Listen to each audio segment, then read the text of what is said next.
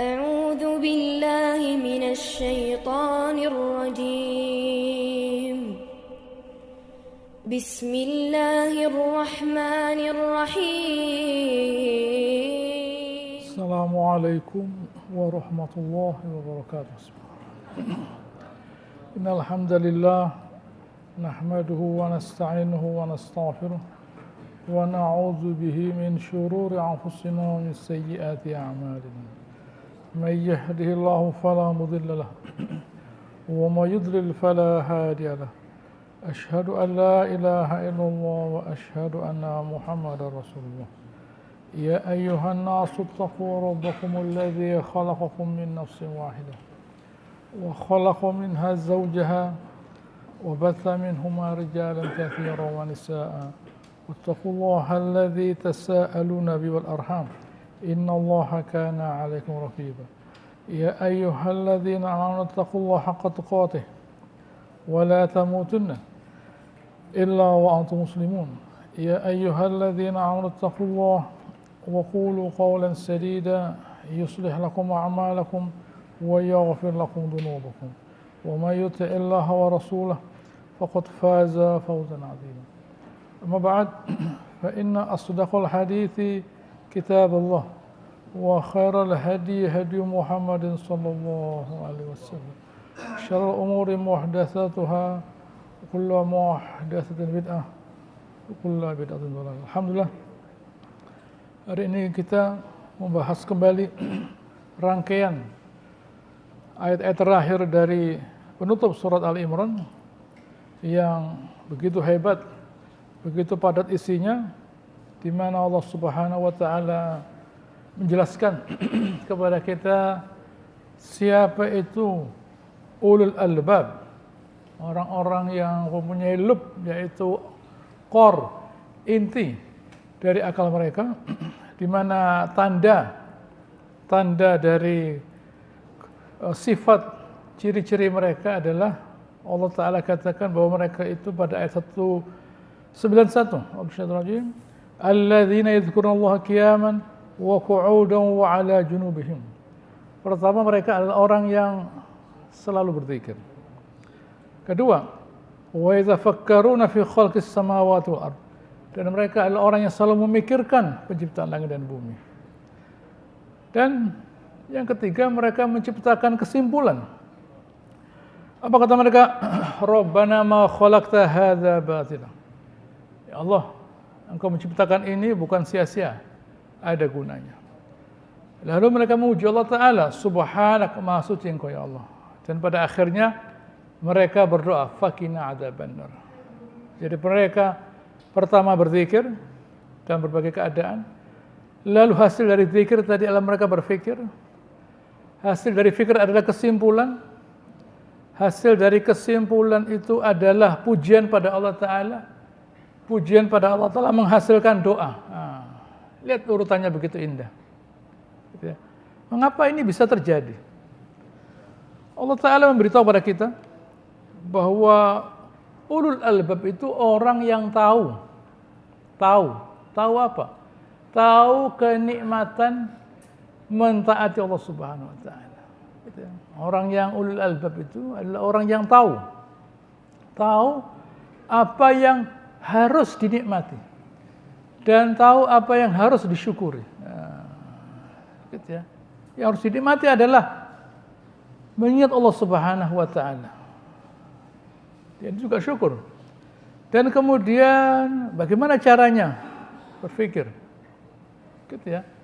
Dari mengingat, melangkah kedua pada berpikir.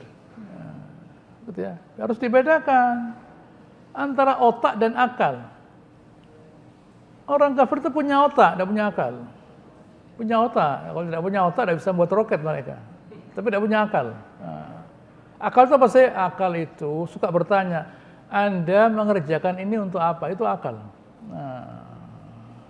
Jawabannya benar apabila berangkatnya dari iman kepada Allah Ta'ala. Gitu ya. Kalau pertanyaan itu berangkatnya dari iman pada Allah Ta'ala, benar jawabannya.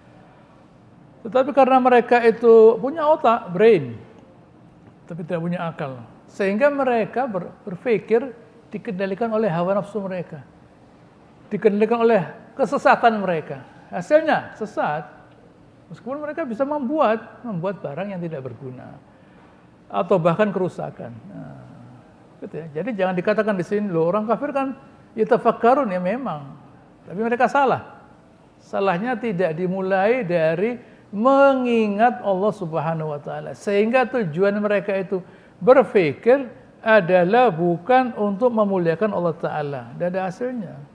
Kalau tujuannya ingat Allah, memikirkan Allah Subhanahu wa taala, apa kata mereka? Hasilnya ada. Rabbana ma khalaqta hadza batila. Ya Allah taala, Engkau menciptakan ini ada gunanya. Cuma saya tidak tahu apa gunanya. Bukan batil, ada gunanya. Subhanak, Maha suci Engkau ya Allah. Tidak mungkin Engkau menciptakan sesuatu, mengerjakan sesuatu tanpa ada tujuannya. Sia-sia, tidak mungkin. Itu kehinaan namanya. Perbuatan yang tidak menghasilkan manfaat namanya kehinaan. Nah, begitu ya. Oleh karenanya ya Allah, lindungi saya, kami ini dari api neraka. Artinya, lindungi kami dari perbuatan yang tidak membawa kami kepada keselamatan. Lah itu, kan enak begitu itu. Panjang. Gitu ya. Maksudnya lindungi kami dari api neraka, itu lindungi kami dari perbuatan yang tidak membawa kami ke surga, perbuatan yang membawa kami ke neraka. Jangan ya Allah. Ada doanya Nabi SAW. Allahumma inni as'aluka jannah wa ma qaraba ilaihi min qaul aw amal. Wa a'udzubika minan nar wa ma qaraba ilaihi min qaul aw amal. Ya Allah, saya minta surga kepada Engkau ya Allah, dan segala perbuatan yang membawa kepadanya, min qaul wa amal. Baik itu ucapan maupun perbuatan. Wa a'udzubika minan nar, dan saya berlindung pada Engkau ya Allah dari api neraka. Wa ma qaraba ilaihi min qaul aw amal.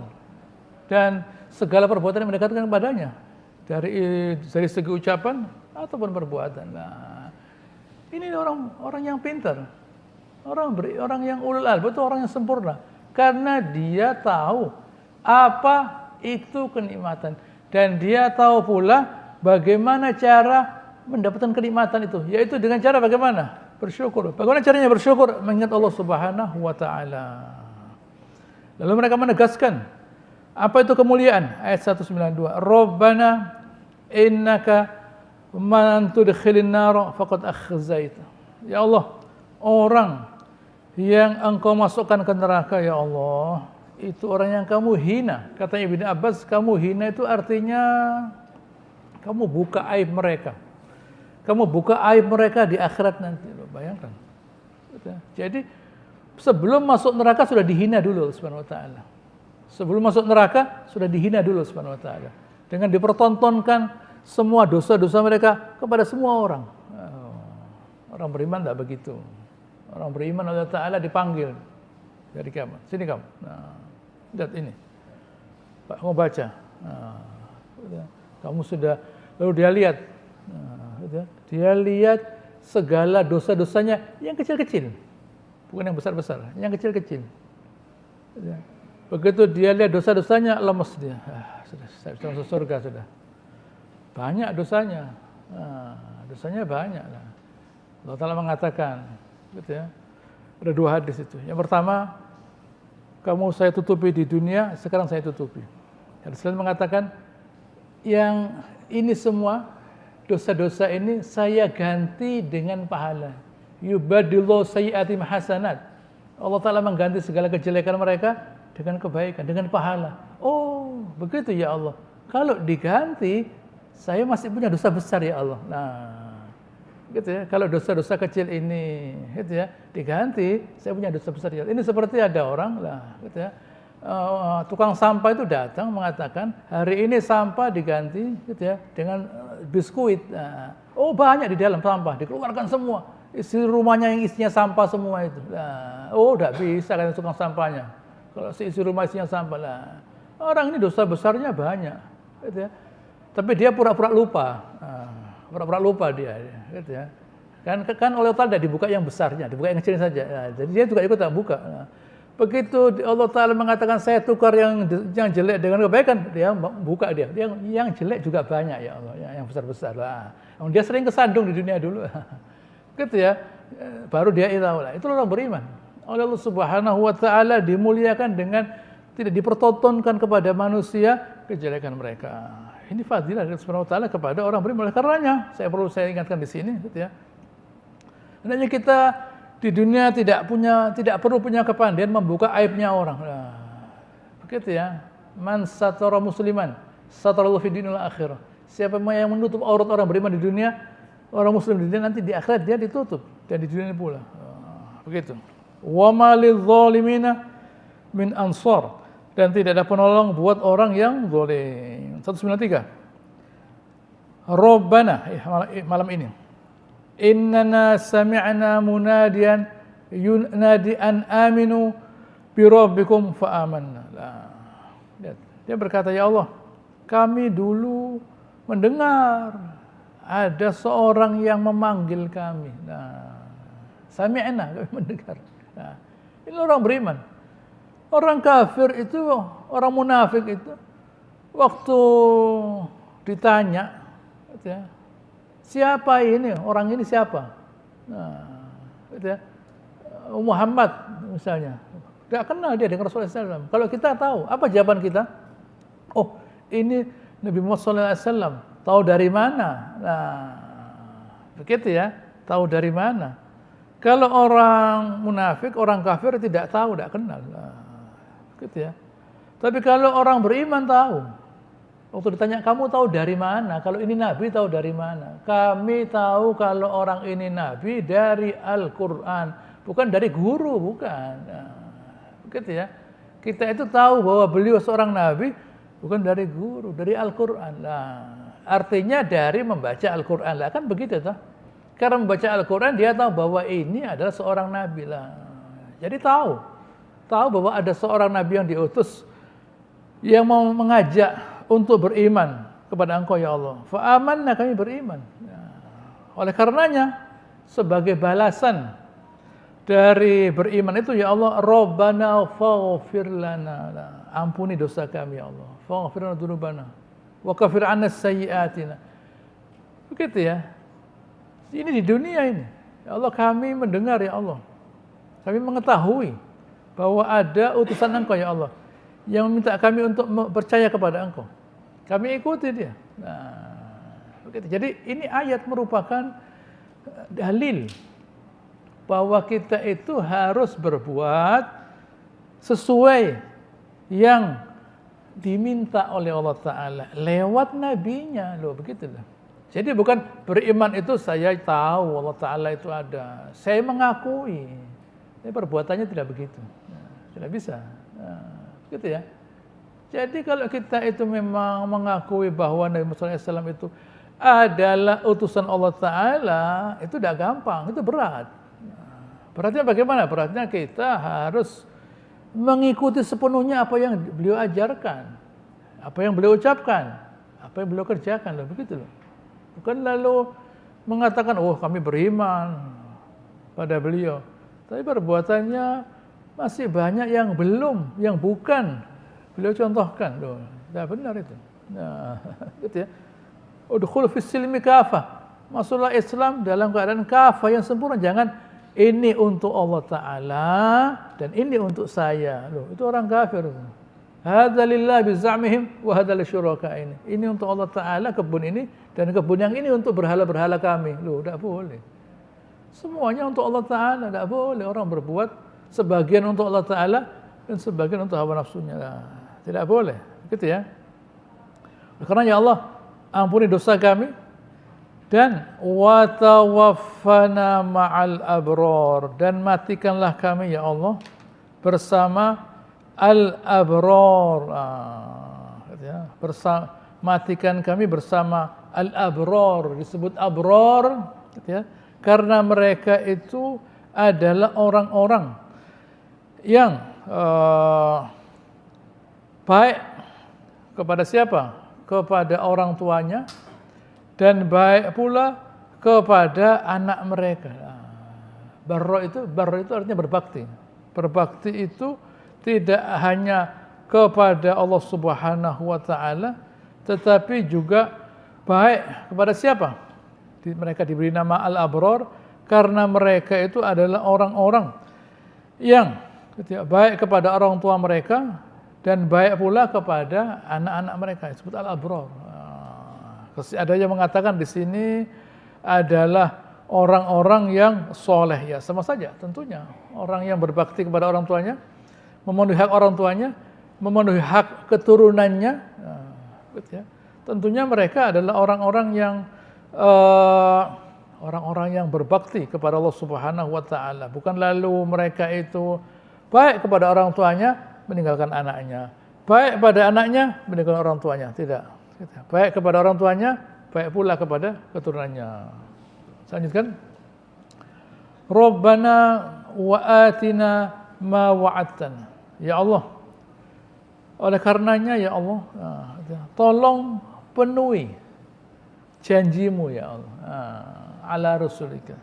Penuhi janjimu ya Allah kepada rasulmu yang isinya bahwa siapa yang mentaati Allah Ta'ala dengan mentaati nabinya, yaitu dengan mengerjakan semua perintah Allah Ta'ala dan menjauhi larangannya sesuai dengan apa yang Rasulullah SAW jelaskan dalam kitabnya, dalam sunnahnya, ma wa'atana suka wala tukhzina yaumal qiyamah, dan jangan engkau hinakan kami ya Allah. Innaka la tukhliful mi'ad. Engkau ya Allah tidak menyesali janji lah. Di sini ada dua kali Allah Ta'ala mengatakan khoza.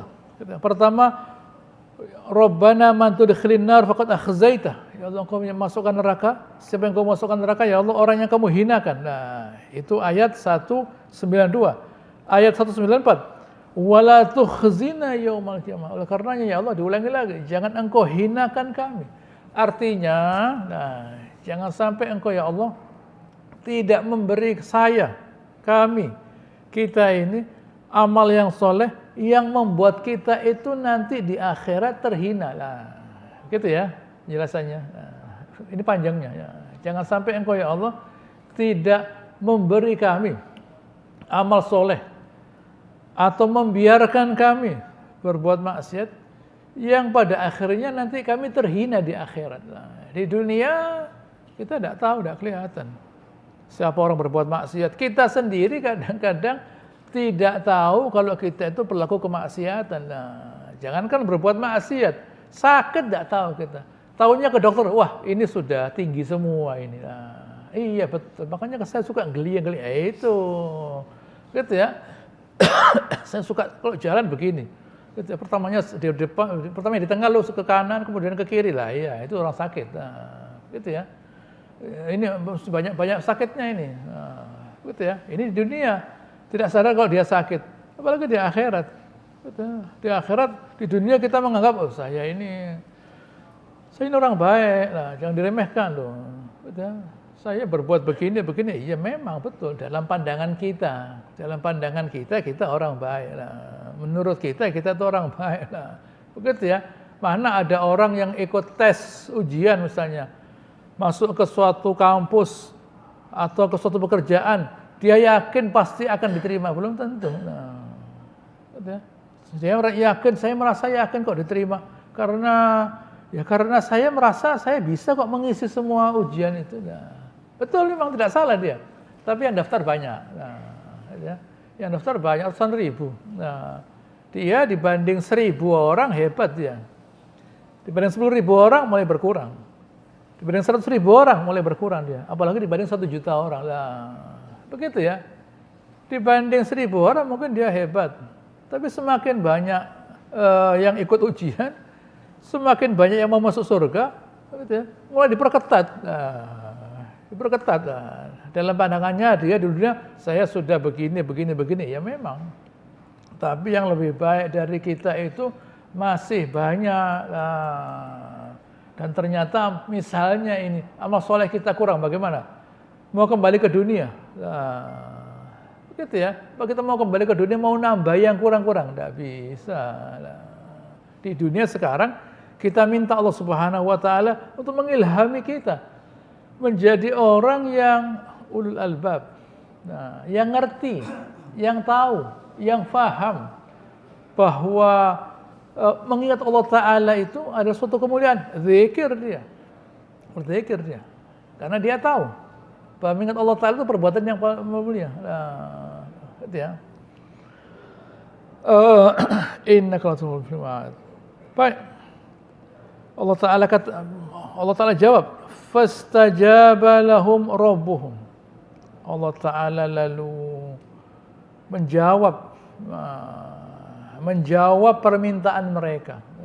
Begitu ya. Kenapa ya? Kok Allah Subhanahu wa taala itu menjawab permintaan mereka? Mengapa Allah Subhanahu wa taala menjawab doanya seseorang?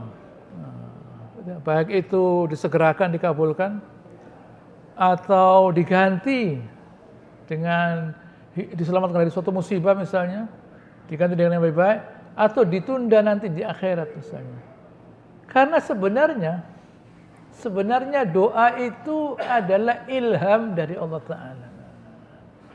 Jadi kalau ada orang yang dia punya keinginan berbuat baik, punya keinginan untuk mencari ridha Allah Ta'ala, itu rezeki dari Allah Ta'ala.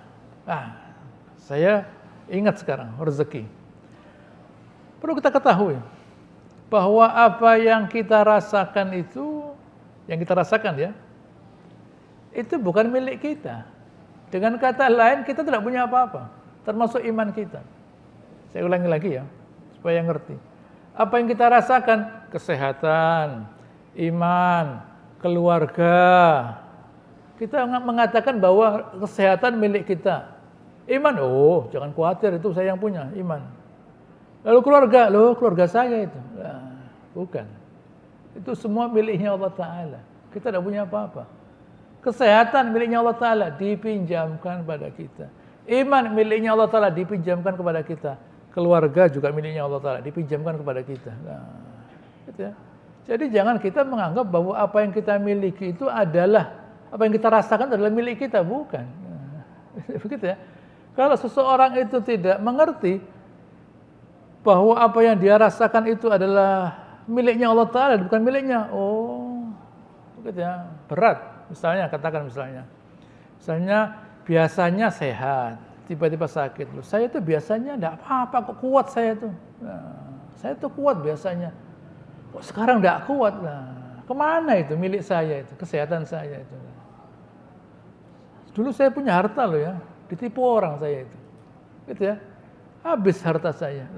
Apa bedanya dengan orang yang hartanya sedikit dengan orang yang pernah punya harta banyak lalu hilang tinggal sedikit? Apa bedanya? Sama. Nominalnya sama. Tapi persepsinya berbeda. Gitu ya. Nominalnya kan sama. 10 juta. Sama tuh nominalnya, tapi persepsinya berbeda. Yang ini cari uang dan menghasilkan uang 10 juta, terus 10 juta, ini tidak. 10 miliar. Habis dimakan orang tinggal 10 juta. Begitu ya. Yang satu punya 10 juta, santai-santai saja. Yang dimakan orang 9 miliar tadi, ya masang ring dia. Begitu ya. 5 dipasang. Lah bagaimana? Begitu ya, kaget masang lagi lah. Begitu ya, 9 miliar lebih habis, hampir 10 miliar. Begitu ya, 10 miliar hilang. Ya, enggak kuat misalnya. Begitu ya, sama saja lah. Sama, gitu ya. Sama lah. Jadi orang itu dia diperkeruh, gitu ya. Diperhebat keadaannya, ditambah kerusakannya dikarenakan persepsi yang salah. Nah, orang sakit misalnya, ya enggak apa-apa. Biasanya saya bisa makan kok, sekarang kebetulan saya enggak bisa makan. Nah, gitu ya. Dan saya enggak apa-apa dengan harta sekian kok. Nah, contoh bukan dari saya, dari Allah Ta'ala contoh itu. Nabi Ayub, anak habis, hilang. Harta apalagi. Dan yang terakhir kesehatan. Kesehatannya hilang. Sakit, hartanya hilang, anak habis. Nah, yang tersisa cuma istrinya saja. Semuanya hilang. Begitu ya, semuanya hilang loh. Sabar Nabi Ayub. Allah Ta'ala kembalikan lagi. Kembalikan semua nikmat yang pernah ada. Ya sehat. Nah, itu yang terpenting. Anaknya dikembalikan, punya anak lagi dia. Nah, begitu ya. Kalau orang itu tidak menyadari bahwa apa yang dia rasakan bukan yang dia miliki. Kata-kata memiliki itu salah. Apa yang dia rasakan bukan memiliki, dirasakan lah. Karena kita menggunakan diksi yang salah, yaitu memiliki. Akhirnya apa yang terjadi? Apabila itu tidak ada, merasa kehilangan. Ya betul memang. Gitu ya. Tidak salah perasaannya, yang salah berpikirnya. Tidak salah perasaannya, yang salah berpikirnya. Tapi kalau dia mengatakan ini pinjaman dari Allah Ta'ala, ya tidak apa-apa. Gitu ya. Kalau hilang ya tidak apa-apa, karena ini pinjaman. Sama dengan kita misalnya dipinjami mobil, dipinjami rumah, apapun, berhak kita mengembalikannya. Sama dengan apa yang kita rasakan sekarang ini. Yaitu apa? Kesehatan, iman, keluarga, harta dan sebagainya. Allah mengatakan, "Annila udhi'u amala 'amilin minkum min dzakar aw unsa."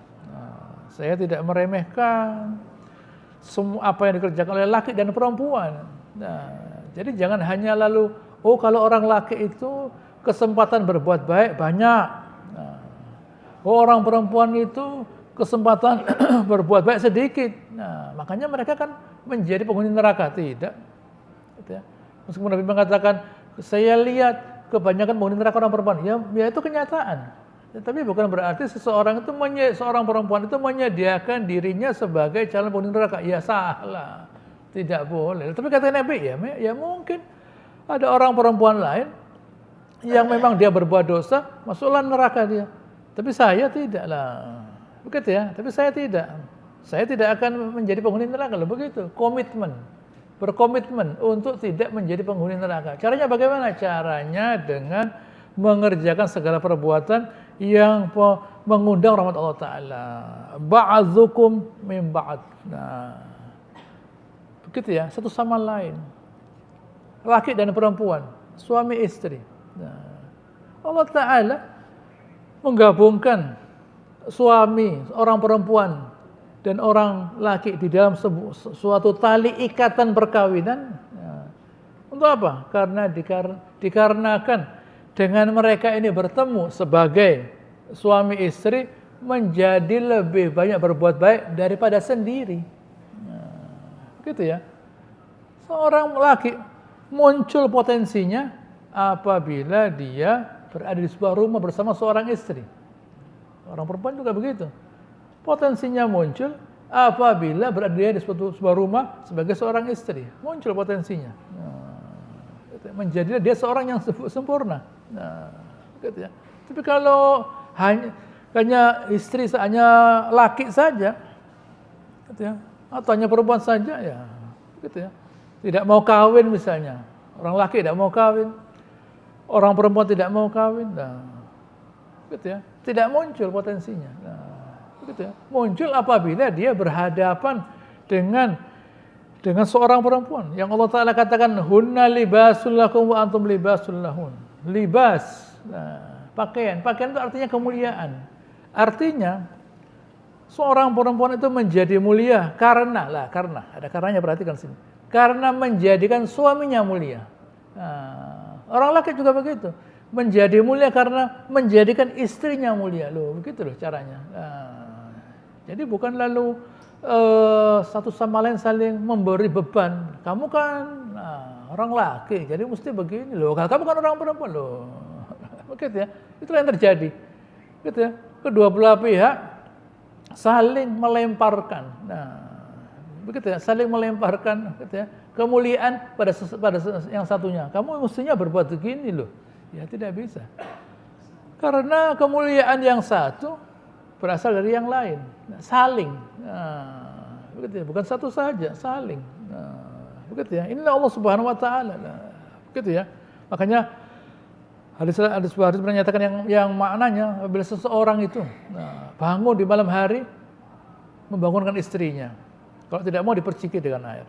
Lalu seorang perempuan bangun malam membangunkan suaminya dia. Gitu ya. Dia membangun suaminya. mengajak tapi ya dia diberitahu sebelumnya, begitu ya. Waktu belum tidur Isya diingatkan lah, begitu ya. Diceramai dulu bahwa sholat malam itu penting, bagus begini-begini. Oh ya iya, nanti saya bangunkan ya lah, gitu ya. Nanti saya bangunkan ya lah. Sudah ada, gitu ya, pemberitahuan terlebih dahulu, begitu. Baru waktu malam dibangunkan, tidak rame-rame, lah, begitu ya. Lah kalau tidak ada pemberitahuan, lah, segala jurus keluar nanti lah. Begitu ya, bisa khutbah tengah malam nanti lah, rame. Kenapa ya? Tidak tahu lah. Mesti diberitahu dulu lah. Anak kita misalnya, nanti ya, ayo tidur sekarang. Nanti subuh bangun ya. Nah, bangun subuh ya. Nah, harus sholat dulu ya. Nah, begitu ya. Begitu dibangun waktu subuh dia siap. Mungkin hari ini tidak bisa, besok tidak bisa, besoknya lagi lah. Gitu ya, diingat, oh tadi kok tidak bangun subuh lah. Terus diingatkan lama-lama bisa lah. Itulah fungsinya. Kita orang diperciptakan oleh Allah Ta'ala berpasangan. Karena hanya dengan berpasangan itulah seseorang itu kualitasnya menjadi sempurna. Jadi ulul albab yang tadi Allah Ta'ala katakan bukan orang yang hidup sendiri, at-tabattul, bukan. Orang yang dia hidup bersama pasangannya dan keluarganya. Baik, falladzina hajaru. Nah, maka orang-orang yang berhijrah, laki dan perempuan ya, yang berhijrah itu. Gitu ya. Wa ukhriju min diyarihim. Nah, sama saja berhijrah ya dikarenakan mereka diganggu di negeri mereka ya. Misalnya di Mekah waktu itu. Nah, gitu ya. Jadi orang beriman itu harus memilih tempat yang membuat dia itu bisa beragama. Nah, meskipun bukan diganggu, tapi terganggu. Misalnya dia di tengah kampung, komunitas, gitu ya, pelaku maksiat. Nah, orangnya mungkin tidak mengganggu, perbuatannya mengganggu. Nah, orangnya tidak mengganggu mungkin, begitu ya. Orangnya tidak mengganggu, tapi kita setiap malam ditawarin narkoba misalnya lah. Lama-lama kan tidak kuat akhirnya, nyoba satu loh, akhirnya tidak karu-karuan lah. Kenapa ya? Karena kita kumpul dengan pelaku maksiat, lah. Gitu ya. Pelaku maksiat lah, gitu ya. Kita di tengah-tengah koruptor misalnya lah, gitu ya. Dengan koruptor, sabar. Lama-lama kita ditawari, dikasih $100 lah, besok $1.000 lah, begitu ya. Akhirnya ditangkap bersama lah, begitu ya lah. Tidak kuat, lah. Begitu ya, tidak kuat lah. Itu yang terjadi. Lah. Begitu ya. Jadi hijrah itu adalah meninggalkan, tidak hanya meninggalkan perbuatan saja, tapi lokasi, tempat, teman dan sebagainya yang tidak mendukung dirinya untuk menjadi orang yang mentaati Allah Subhanahu wa taala. Bahkan ada wa'udzu fi sabili, diganggu. Gitu ya. Diganggu di dalam mentaati Allah Subhanahu wa taala. Hijrah mereka, gitu ya. Lalu sampai di Madinah, wa qatalu wa qutilu. Qatalu wa qutilu. Mereka berperang dan mereka ada yang mati. Ada yang mati mereka. Nah, muncul kata-kata syahid dari mana? Nabi berkata, "Ana syahid alaihi yaumil qiyamah." Nah, waktu Nabi melihat jenazah seorang yang mati di peperangan, beliau berkata, "Ana syahid alaihi yaumil qiyamah." Saya bersaksi buat dia di hari kiamat. Nah, gitu ya. Saya sebagai saksi buat dia bahwa dia sudah berbuat baik. Saya saksinya. Nah, begitu ya. Padahal dia dibangkitkan nanti insya Allah dari kiamat dalam keadaan berdarah. Tapi Nabi mengatakan saya saksinya. Nah, bahwa orang ini sudah berbuat baik. Dari situlah muncul kata syahid. Nah, apa jawaban Allah Subhanahu wa taala? La ukaffiranna anhum sayyi'atihim. Akan saya hapuskan seluruh dosa-dosa mereka. Nah, akan saya hapus dosa-dosa mereka. Nah, gitu ya. Dan kami masukkan wal ikhlahum jannatin tajri min tahtihal anhar. Kami masukkan mereka ke surga di mana mengalir di bawahnya itu sungai-sungai lah. Di sini beberapa hadis yang barangkali kalau kita baca ada manfaatnya. As-Suyuti membawa hadis ya, dari Abu Jarir, Ibnu Jarir, At-Tabrani dan Al-Hakim, Al-Baihaqi dari Ibnu Umar. Bahwa dia mendengar Rasulullah bersabda, "Inna awwala thullah yadkhulul jannah la fuqara'ul muhajirin, yang pertama kali masuk surga adalah fuqara' muhajirin, orang muhajirin yang tidak punya apa-apa sama sekali. Alladzi tuttaqa bihimul makarih, gitu ya. Yang mereka itu sudah merasakan semua penderitaan. Idza umiru sami'u wa ata'u. Kalau diperintahkan mereka mendengar dan mereka mentaati. Wa in kan li rajulin minhum haja ila sultan. Kalau misalnya mereka itu ada yang punya hajat kepada seorang penguasa, lam tuqdu hatta yamut wa hiya fi sadri. Tidak akan terpenuhi keinginannya sampai dia mati, keinginannya masih dalam dadanya. Wa innallaha yad'u yaumal qiyamah al-jannah. Dan Allah Ta'ala memanggil surga di hari kiamat. Fatati bi zukhrufiha wa zinataha. Datang surga dengan segala keindahannya. Fayaqulu aina ibadiyalladzina qatalu fi sabili wa qutilu wa udzu fi sabili wa jahadu fi sabili. Allah bertanya, mana hamba-hamba saya yang dulu itu berperang, mati, diganggu di jalan saya, jihad di jalan saya. Allah Ta'ala katakan udkhulul jannah, gitu ya, masuklah ke surga. Mereka masuk surga bi ghairi hisab. Nah, mereka masuk surga bi ghairi hisab. Nah, gitu ya. Kemudian datang malaikat bersujud dan berkata, Rabbana nahnu nusabbihu laka al-lail wan nahar wa nuqaddisu laka man haula alladziina athartahum 'alaina. Ya Allah, kami kan sujud pada Engkau malam dan siang, mensucikan Engkau ya Allah. Siapa mereka yang Engkau utamakan di atas kami ya Allah? Apa kata Allah Ta'ala? Haula ibadina alladziina qatalu fi sabili wa udzu fi sabili. Nah, mereka itu orang yang berperang di jalan saya, diganggu di jalan saya. Maka faidkhul malaikata alim min kulli bab. Malaikat lalu menyambut mereka dari segala pintu. Salamun alaikum bima sabartum fa ni'ma 'uqbad dar. Selamat buat kalian, gitu ya. Fa ni'ma, karena kesabaran kalian, fa ni'ma 'uqbad dar. Nikmat-nikmat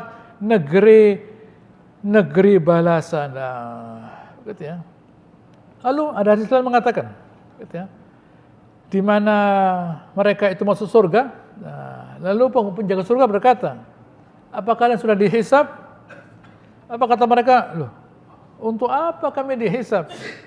Di mana pedang-pedang kami, gitu ya, fi sabilillah, nah, di jalan Allah Ta'ala, sampai kami mati. Nah, maka dibukakanlah pintu surga. Nah, begitu ya. Itulah, gitu ya. Lalu kemudian, ya, Nabi bersabda, saya masuk surga dan saya dengar ada suara langkah. Saya tanyakan, siapa ini? Ini Bilal. Nah, gitu ya. Famadzaitu fa idza aktsaru ahli jannah fuqara al muhajirin. Saya lalu masuk, saya lewati, saya lihat kebanyakan penghuni surga adalah fuqara muhajirin wa dzarari al muslimin, anak-anaknya orang muslim yang meninggal. Walam ara ahadan aqall minal aghniya wa nisa, tapi yang sedikit memang orang kaya dan orang perempuan. Dikatakan kenapa orang kaya? Gitu ya. Gitu ya. Amal aghniya fahum bil bab fa yuhasabun wa yumahhasun. Nah, orang kaya dihisab. Nah, aman nisa fa alhahunna al ahmaron, orang perempuan tertahan masuk surga dengan segera karena ditahan oleh az-zahab wal harir, karena emas dan sutra. Ini hadis diriwayatkan Imam Ahmad dari Abu Umamah Al-Bahili dari Nabi sallallahu alaihi wasallam. Nah, inilah balasan buat mereka lah. Mereka ini Allah Subhanahu wa taala, ya, ini mesti kita pahami bahwa mereka ini Allah Taala dimudahkan untuk mentaati Allah Taala. Caranya bagaimana? Caranya dengan Allah Subhanahu wa taala membatasi dunia. Lah, kalau kepingin dunia itu wajar, gitu ya. Tapi Allah Taala membatasi. Nah, gitu ya. Bahkan Allah Subhanahu wa taala meletakkan penderitaan. Untuk apa? Agar mereka sabar. Itu tambahan pahala lah. Begitu ya.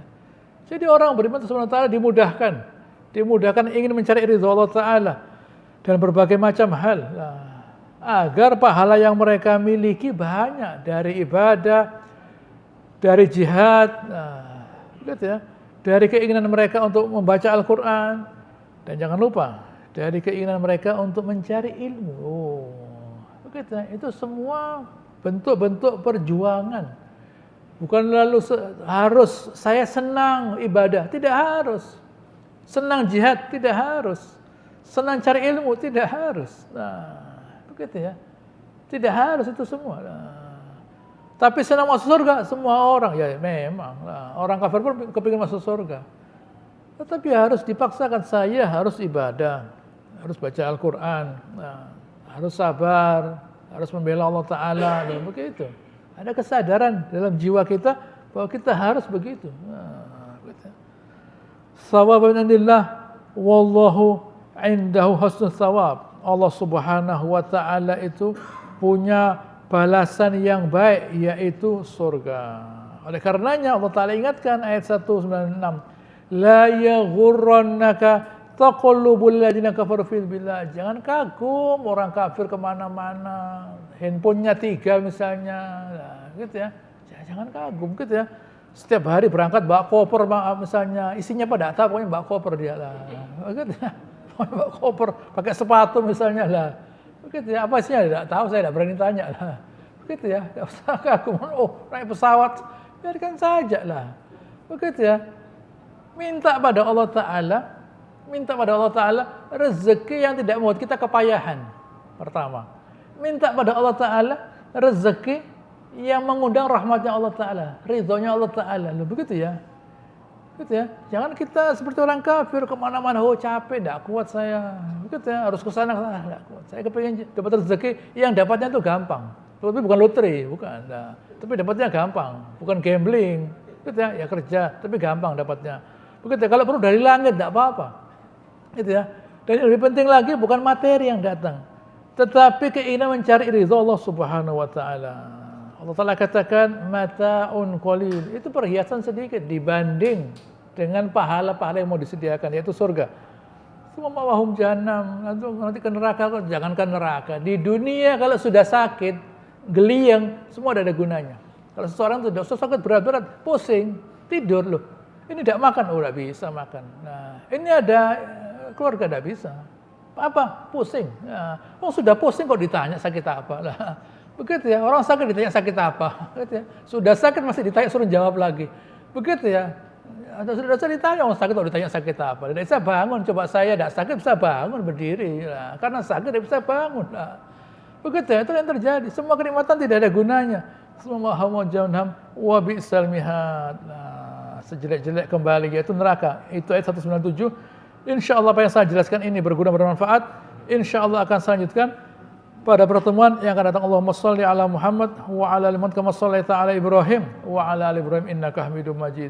Wa barik ala Muhammad wa ala ali Muhammad ala Ibrahim wa ala ali Ibrahim innaka Hamidum. Subhanakallahumma rabbana wa bihamdika nasyhadu an la ilaha illa anta nastaghfiruka wa natubu ilaik wa akhiru da'wana alhamdulillahirabbil alamin. Assalamualaikum warahmatullahi wabarakatuh.